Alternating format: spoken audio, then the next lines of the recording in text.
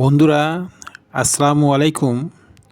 আজকে পুরান ঢাকার একটা শরবত বা সিরাপ কিভাবে তৈরি করে তা আপনাদের দেখাবো। যিনি তৈরি করছেন তার নাম শফিক।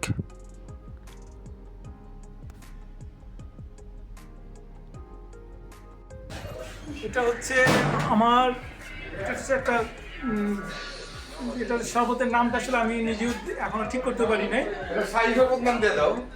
এটা আমার ভাই কানাডা থাকতো, এখন কানাডা আছে। আমি ছোটবেলায় তার সাথে এই শরবতটা বানাই। পুরান ঢাকা এবং ওইখান থেকে আমার শিখা, আমার ভাইয়ের কাছ থেকে। তার নাম তোফাজ্জল হোসেন, সে কানাডা থাকে। আর এটাতে হচ্ছে মূল উপকরণ হচ্ছে দুধ। এতে কোনো পানি ব্যবহার করা হয় না। যে বরফটা ইউজ করা হয় সেটাও দুধের বরফ। আর এটার মধ্যে বিভিন্ন ফলের উপকরণ থাকে, মিক্স করে এটা বানানো হয়। এটা 1 লিটার বানাইতে কত টাকা লাগে?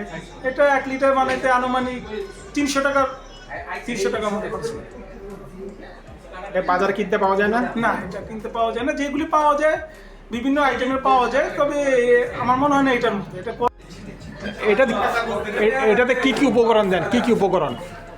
এর মধ্যে আছে দুধ, বিভিন্ন রকম ফ্রুট, মালাই, জাফরান আর নরমালি চিনি। এই কোনো পানি দেন? আর বাদাম আছে। আর দামি একটা দিক কি জেনে বললেন যে ইরানতে জাফরান না? সবকিছু কস্টলি, সবকিছু প্রিমিয়াম এবং সবকিছু মোটামুটি কস্টলি।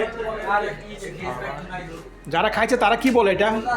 যারা খাইছে জি ইনশাআল্লাহ ভালো। মানে রু একদম ঠান্ডা হয়ে যায় না? ইনশাআল্লাহ একবার খেলে ইনশাআল্লাহ মনে থাকবে। এটির নাম সে দিয়েছে জান্নাতি সিরাপ, কারণ এখানে জান্নাতে পাওয়া যায় সেরকম সব উপকরণ দিয়েই এই শরবতটা তৈরি করা হয়েছে। এটি একটি দুধের বরফখণ্ড, যা শরবতকে ঠান্ডা রাখতে সহায়তা করছে। এটাকে সে বলে ফিটনি। এই ফিটনি যত বেশি করা হবে তত বেশি নাকি টেস্ট হবে।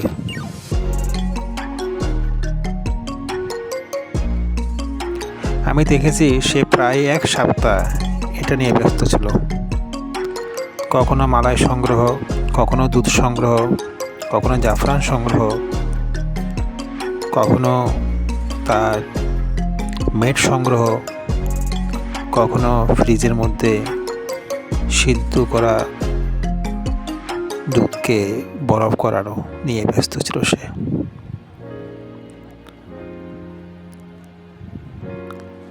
এটি রমজানে ইফতারের সময় বেশ সুস্বাদু। যারা খায় তারা নাকি বারবার চাই।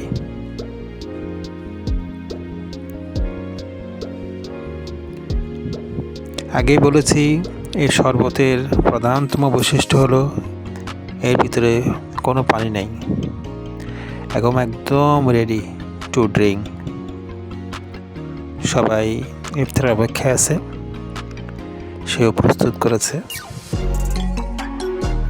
প্রায় 20,000 টাকার উপর লেগেছে এটা করতে। আমি এটির কিছু রিভিউ নিয়েছি, যারা খেয়েছে তারা বলেছে অসাধারণ, অসাধারণ, অসাধারণ।